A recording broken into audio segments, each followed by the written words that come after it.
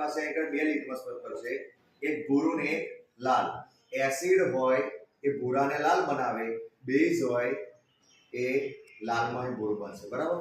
Acid ભૂરાને લાલ, base લાલને ભૂરું. હવે આપણે પહેલા ભૂરું લઈએ છીએ. ભૂરું લિટમસ પેપર લીધું,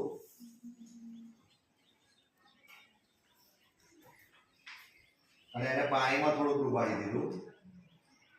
હવે મારી જોડે અહીં આગળ એસિડની કસનળી છે, એની અંદર હું ડુબાડું છું. તેનો કલર કેવો થઈ ગયો? લાલ.